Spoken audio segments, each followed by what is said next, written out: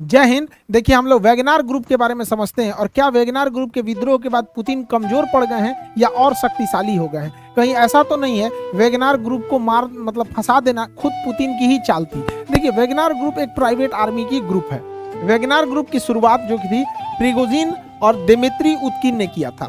इसका मुख्यालय जो है वो सेंट पीटर्सबर्ग में है। सेंट पीटर्सबर्ग में इसका मुख्यालय, और इसकी सेना बहुत जगह फैली हुई है। ये रिक्रूटमेंट भी अपनी सेना में करते रहते हैं। इसका मुख्य जो करता धरता था वो प्रिगोजिन था। प्रिगोजिन पहले एक सेफ था, मतलब पहले वो रेस्टोरेंट चलाता। जब पुतिन 1990 के दशक में जब वो मेयर का ऑफिस में काम करते थे, उसी समय प्रिगोजिन अपना एक रेस्टोरेंट खोला था। उस रेस्टोरेंट में जाके ये खाना खाते थे पुतिन। तो वहीं से इन दोनों की दोस्ती हो गई। बाद में पुतिन जो है वो सत्ता हथिया लिए, बाद में इनसे करीबी बढ़ी, तो ये सेफ बना और बड़े बड़े लोगों को खाना खिलाया। देखिए यहाँ पे बुश से लेके जितने राष्ट्राध्यक्ष थे उन सबको ये खाना खिलाया। बाद में ये कॉन्ट्रैक्टर बन गया और धीरे धीरे इसकी संपत्ति बढ़ती गई, और इसने बनाया एक वैगनार ग्रुप जो प्राइवेट आर्मी का सिलेक्शन करती थी। ये प्राइवेट आर्मी पूरी दुनिया में फैली हुई थी। ये माली में गई, लीबिया में, कांगो में, सीरिया में, और हर जगह इसने अपनी प्राइवेट सेवा दिया था।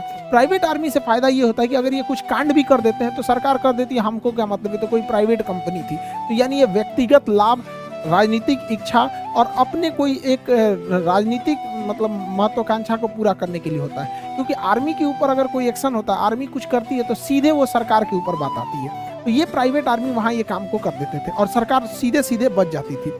ये वैगनार ग्रुप इसमें बहुत खतरनाक लड़ाके शामिल होते हैं। विगत इधर सालों में, यहाँ हालिया महीनों में देखेंगे तो इसमें गोरखा, नेपाल से गोरखाओं भी वहाँ जाने लगे हैं इसमें शामिल करने के लिए। यहाँ पे प्रिगोजिन ने बहुत बड़े मात्रा में जेल से कैदियों को निकालकर और अपने इस वैगनार ग्रुप में शामिल करने का प्रयास किया था। आप सोचिए, जेल में कोई अच्छा आदमी तो जाता नहीं है, खतरनाक लोग पहुंचते हैं, उसको ले आके ये वैगनार ग्रुप में शामिल कर दिया। तो आप अंदाजा लगाइए वैगनार ग्रुप कितना ही ज्यादा खतरनाक था। वैगनार ग्रुप चर्चा में और पावर में तब आया जब 2014 में रसिया ने क्रीमिया को कब्जा किया। रसिया ने जैसे क्रीमिया को कब्जा किया, यहाँ पर उसने वैगनार ग्रुप का ही मदद लिया। आप याद कीजिए, रसिया ने जब दोबारा डोनेस्क और लुहांस्क में जब कब्जा किया था तो उसने एक बहाना किया था, कहा था कि वहीं के लोग चाहते हैं कि ये विद्रोह मतलब रसिया उन पे कब्जा कर ले। वहीं के लोग नहीं थे, पहले ही इसने घुसा दिया था वैगनार ग्रुप को। क्योंकि वैगनार ग्रुप ऑफिशियली रसिया का तो है नहीं, रसिया मना कर देता है कि भैया जो चीज़ हमारा है ही नहीं, हम उस पर जवाब क्या दे सकते हैं यहाँ पे, और वो लोग अंदर घुस के बवाल कर देते हैं। तो मेनली ये पावर में आए थे सब यूक्रेन वार को लेकर, और ये रशियन आर्मी के साथ साथ लड़ रहे थे पूरी की पूरी यूक्रेन वार में, और काफी साथ दिया इन लोगों ने रशियन आर्मी का। लेकिन मई के महीने में ना इन दोनों में अनबन होने लगी, और अचानक से ये जो यूक्रेन का ये वाला एरिया था, इस एरिया में जहां वैगनार ग्रुप थी, आर्मी थी, वो अचानक से यहाँ से पीछे हटने लगी और कही कि हम यहाँ से अब लड़ाई नहीं लड़ेंगे। ये खेरसन वगैरह से पीछे हटने लगी थी, यहाँ पे पोत ज़ेपोरिज़िया वगैरह से ये पीछे हटने लगे थे सब। और अल्टीमेटली क्या हुआ, 20 से 21 जून के बीच में ये लोगों ने बहुत खतरनाक रूप ले लिया, और पीछे हटते हटते ये यूक्रेन छोड़ के और रसिया के शहर रोस्टोव पे कब्जा कर लिया।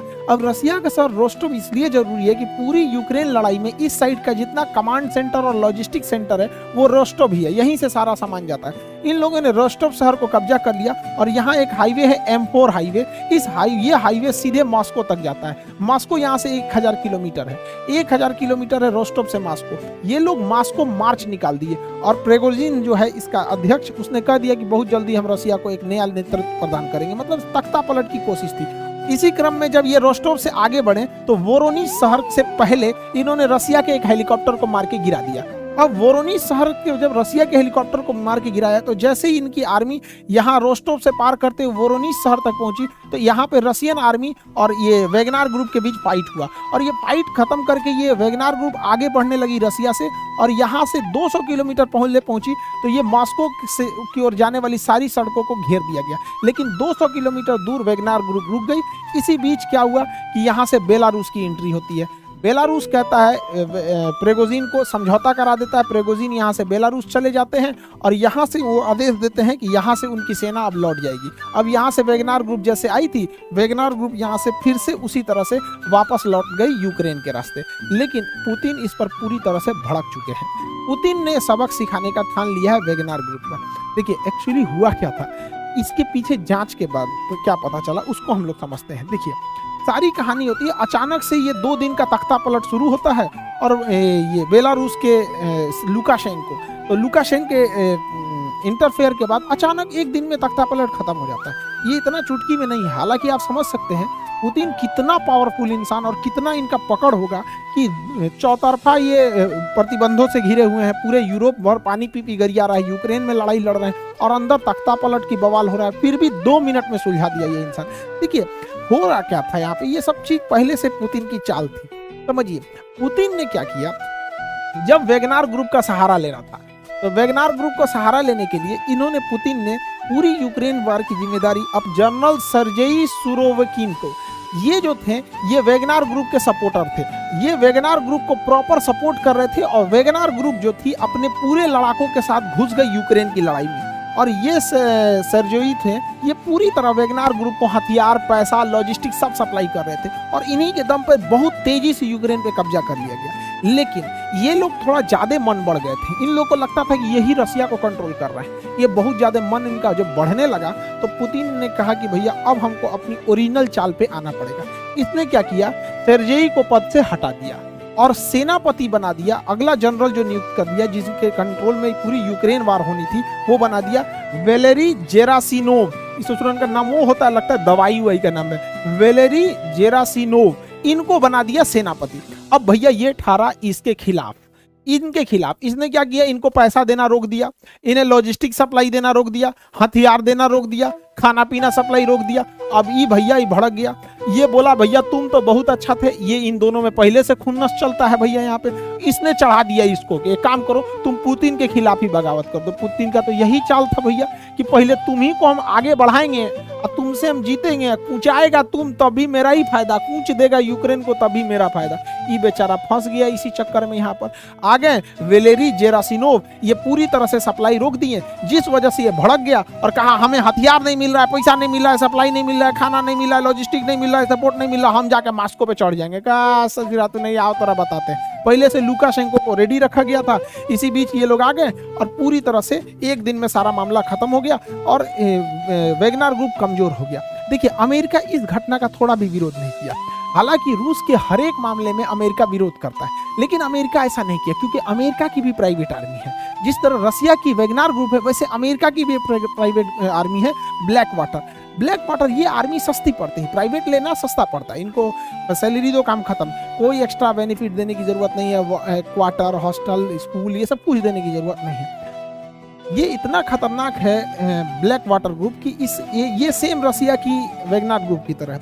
इसकी ही सेवा अमेरिका ने लिया था इराक वार में। इराक पे जब अमेरिका ने कब्जा कर लिया तो उसकी सिक्योरिटी वगैरह के लिए इसलिए कंसल्ट किया था। ये लोग किसी को गोली मार देते, कोई जवाबदेही नहीं है, ना ही कुछ है, अमेरिका पल्ला झाड़ लेता है भैया ये क्या हुआ यहाँ पे। एक बार एक इराक में एक गाड़ी आ रही थी, इन लोगों ने उस गाड़ी के ऊपर हमला कर दिया, बेचारे 2007 की ये घटना है, उसमें 17 सिविलियन लोग मर गए वहाँ पे, तहस नहस हो गया। आज इराक का क्या हाल है, बर्बाद करके चले गए सब, यहाँ पे तहस नहस कर दिया यहाँ पे। बाद में इसकी बहुत छीछालेदर हुआ, किरकिरी हुई तो इसका नाम बदल के एकेडमी रख दिया गया। दोनों बात बराबर ही, लेकिन इस तरह के मामले में अमेरिका नहीं बोला होगा। तो मतलब ये हम बता रहे हैं कि देखिए अमेरिका क्या चीज करता है। अब इसमें अपने मेन टॉपिक पे आते हैं। ये बेचारा फंस गया। अब जब ये फंस गया तो पुतिन प्रेगोजिन को कहा कि आप चले जाइए बेलारूस पुतिन का एकदम समझिए सेकंड हाउस कहा जाता है पुतिन को। और यहाँ पुतिन भेज दिया किनको, इनको प्रेगोजिन को, और कह दिया गया कि आपकी सेना का मर्जर कर दिया जाएगा। अब जितने भी वेगनार ग्रुप की सेना है उन सेना का मर्जर कर दिया जाएगा रसिया में एक अलग बटालियन बना दिया जाएगी, वेगनार ग्रुप का अलग बटालियन, उसका कमांड रसिया ही देखेगा, सब कुछ देखेगा यहाँ पर, और इनको ना बेलारूस में रख दिया गया है। इसके अलावा जो इनका सपोर्ट करने वाले ये जो सर्जेई सेनापति थे ये गायब है रसिया में, अभी मिल नहीं रहे। इनकी पत्नी खोज रही है, फोन लगा रहे हैं, नहीं मिल रहा है, फोन लगभो नहीं करेगा। चलिए अब आगे समझते हैं। यहाँ पे समझा गया कहाँ है पता ही नहीं चलता है यहाँ पे। अब उनका फोन नहीं लग रहा है, आगे देखते हैं हम लोग। यहाँ पे देखिए ध्यान से, तो ये इनको बेलारूस भेज दिया गया इनकी पूरी सेना में। अब क्या किया गया है, अब कमांड दिया गया चेचन लड़ाके जो यहाँ पे रमजान कादिरोव को। पुतिन के सबसे भरोसेमंद अगर कोई है वो रमजान कादिरोव है। ये चेचन लड़ाके ये सबसे खूंखार माने जाते हैं।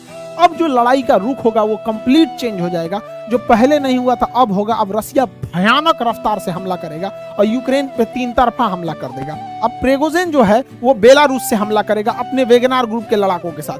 तो यहाँ बेलारूस से हमला कर देगा प्रेगोजिन, और यहाँ रसिया से हमला करेगी उसकी मेन आर्मी। और ये रसिया का ये एरिया चेचन्या कहलाता है। चेचन्या में चेचन फोर्सेस को लेके आगे बढ़ेंगे ये रमजान कादिरोव। अब ये तीन ओर से ताबड़तोड़ हमला होगा यहाँ पर यूक्रेन में। अब यूक्रेन को कोई बचाने वाला नहीं आएगा और ये हमला तेज हो भी गया है। देखिए यूक्रेन का ये एरिया जो है, ये एरिया में इसके सबसे बड़े परमाणु रिएक्टर में आते हैं। यहाँ पर ज़ेपोरिजिया नाम है, ये डाइपर नदी के किनारे शहर है ज़ेपोरिजिया। ज़ेपोरिजिया में यूरोप का सबसे बड़ा परमाणु रिएक्टर है और यहाँ एक ही जगह में 6 परमाणु रिएक्टर है। देखिए 1 2 3 4 5 6 पूरे यूरोप का सबसे बड़ा परमाणु रिएक्टर है। अगर एक भी रिएक्टर में ब्लास्ट हुआ तो भयानक तबाही होगा। ऐसे ही तबाही यूक्रेन एक बार देख चुका है। 1986 में इसका एक शहर था जिसका नाम है चेर्नोजेम। चेर्नोजेम में 1986 में एक रिएक्टर में ब्लास्ट हो गया था, केवल एक रिएक्टर में ब्लास्ट हुआ था और वो रिएक्टर इससे छोटा था।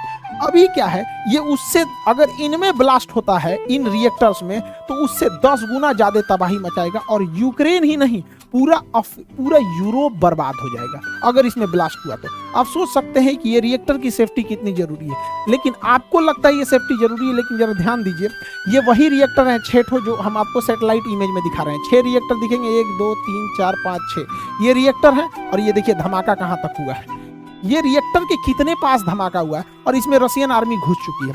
रशियन आर्मी घुस चुकी है। 1 साल से ज़ेपोरिजिया पे रशियन आर्मी का कब्जा है। यूक्रेन की आर्मी इस पे कब्जा कर ही नहीं पा रही थी, कितनों कोशिश की नहीं कब्जा कर पाई, लेकिन अचानक से यहाँ से भागने लगी रशियन आर्मी। रशियन आर्मी इसको खाली करके जाने लगी। उसको आदेश आया तुम खाली करो, ज़ेपोरिजिया खाली करके वापस आओ।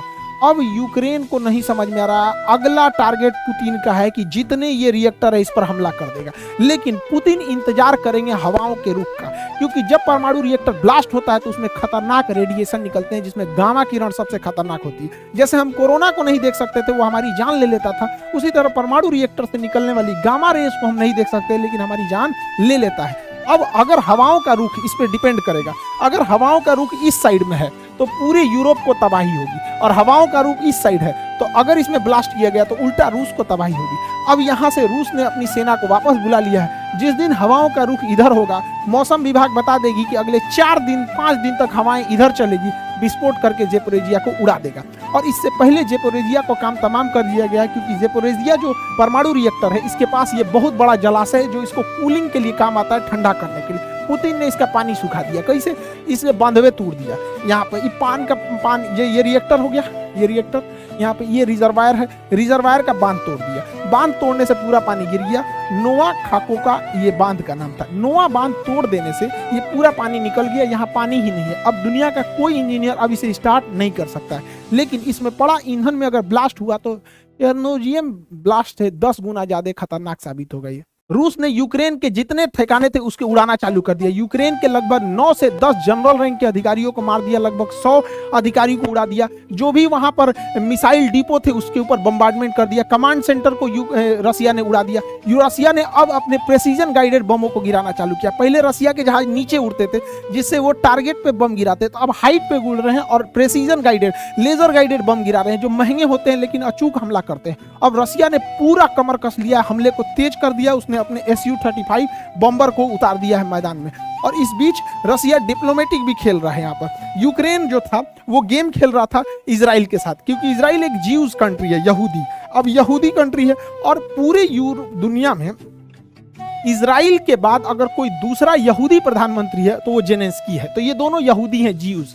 तो यहूदी का कार्ड खेल रहे थे। पुतिन ने कह दिया कि ये कोई यहूदी वगैरह नहीं है, अपने देश में यहूदियों के लिए इसने कुछ भी नहीं किया है। और अगर ये यहूदी के नाम पे सहायता करेंगे तो इजराइल अपना भी मतलब भविष्य सोचे। अब इजराइल इसे आयरन डोम देने वाला था।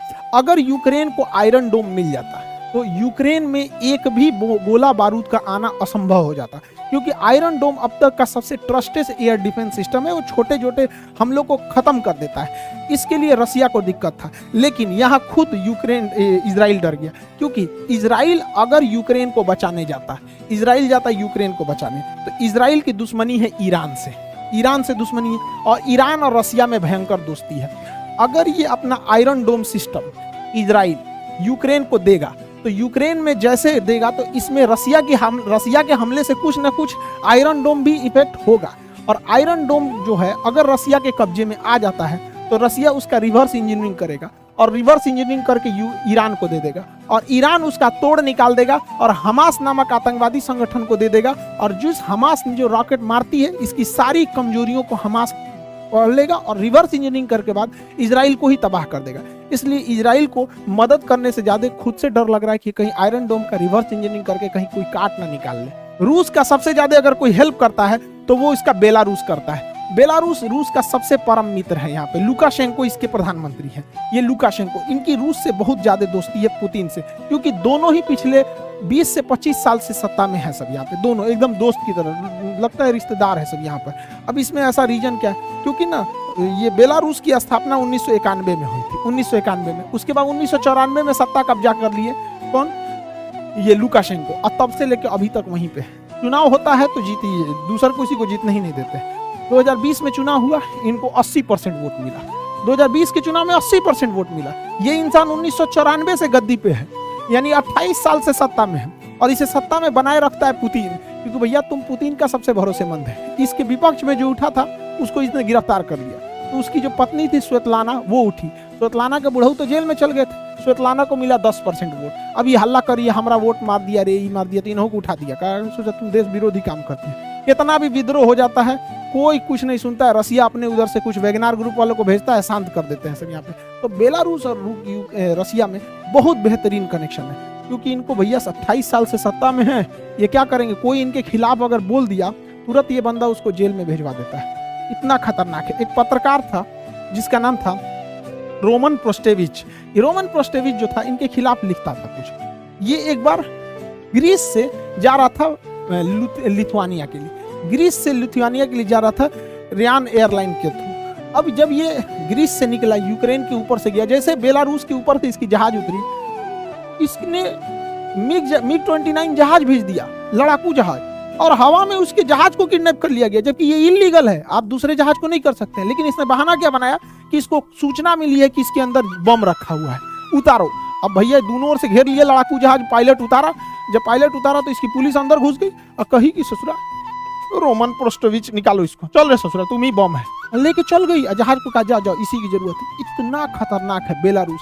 इनके खिलाफ आप बोले, मतलब अगले दिन आपकी आंख खुलेगी जेल के अंदर। तो बेलारूस और रसिया के बीच में अच्छी दोस्ती है। रीजन क्या है कि बेलारूस में जब तक ये आपके लुकाशेंको है और इधर पुतिन है, भैया पुतिन सन 2000 से है, ये 1994 से है, पुतिनों से बूढ़ है। तो समझ रहा है, पुतिन का हर मामले में लुकाशेंको हेल्प करते हैं और पुतिन भी इनका हेल्प करता है। दोनों एक दूसरे को सत्ता में रखे हुए हैं, तो दोनों को एक दूसरे की ज्यादा जरूरत है। अब कुछ लोगों का कहना है कि इस विद्रोह के बाद पुतिन कमजोर हो गए हैं। कोई कमजोर नहीं हुए, उल्टे पुतिन शक्तिशाली हुए, क्योंकि 2016 में तुर्की में भी सेना ने तख्ता पलट की कोशिश किया था, लेकिन जनता ने उस तख्ता पलट को विफल कर दिया और तैयबुल अर्दोगान 2018 के चुनाव में भारी मतों से जीत गए। इसका मतलब जब कभी भी राष्ट्र पर विकट संकट आता है तो उसी राजनीतिक पार्टी को लोग वोट देते हैं जो पहले से सत्ता में है, क्योंकि जब राष्ट्र भावना जुड़ जाती है तो लोग दूसरे को नहीं देखते हैं। ऐसा 1999 में भी हुआ था जब चेचन्या हुआ था। चेचन्या, अभी जो चेचन लड़ा के पुतिन के फेवर में, चेचन्या में जब विद्रोह हुआ था तो लोग पुतिन का भी साथ दिए थे और उसी के बाद पुतिन को सत्ता में दिया गया।